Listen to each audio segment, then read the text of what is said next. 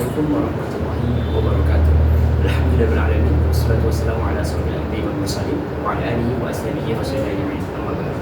Teman-teman sekalian, Rasulullah SAW pernah bersabda bahwasanya tempat yang paling disukai Allah yaitu adalah masjid, dan tempat yang paling dibenci Allah yaitu adalah pasar. Maka daripada itu teman-teman, di sini kita akan membahas tentang masjid. Hai teman-teman sekalian, seperti yang kita ketahui bersama bahwasanya masjid merupakan salah satu tempat ibadah bagi umat Islam. Tak kalah banyak memperlakukan masjid orang-orang Islam, yaitu yang pengurusnya, berpikiran bahwasanya masjid merupakan sekadar tempat ibadah sholat saja. Akan tetapi teman-teman, yang sebenarnya masjid merupakan salah satu tempat kita berkumpul, berdiskusi, dan juga beradu pendapat serta berpendidikan, bersosial dan lain sebagainya. Jadi tidak semata-mata masjid merupakan tempat ibadah saja, melainkan banyak hal yang bisa kita lakukan di masjid.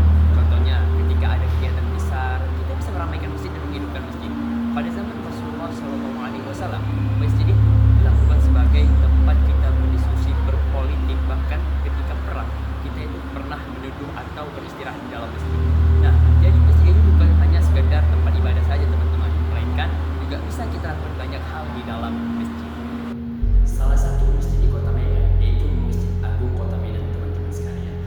Di dalam masjid tersebut masih banyak yang diaktifkan atau dipergunakan sebaik mungkin. Contohnya, pada saat ini mereka dalam tahap renovasi, teman-teman sekalian.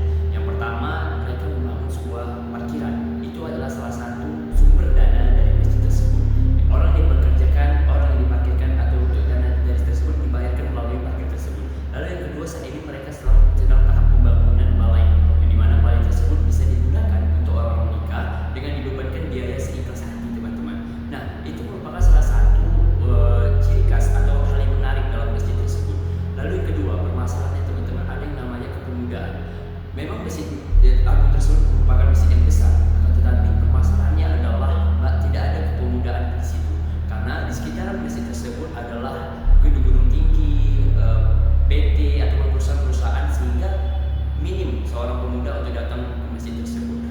Nah, singkatnya teman-teman sekalian, dalam sebuah masjid itu harus ada namanya kepemudaan yang inovatif, yang aktif, sehingga masjid tersebut menggunakan fasilitas atau yang ada di dalamnya itu sebaik mungkin.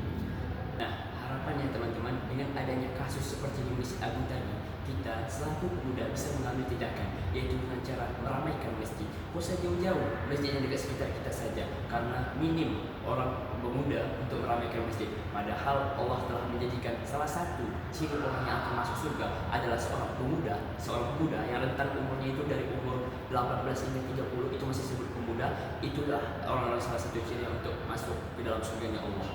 Daripada itu teman-teman, sama-sama mari kita ramaikan masjid di seluruh Kota Medan.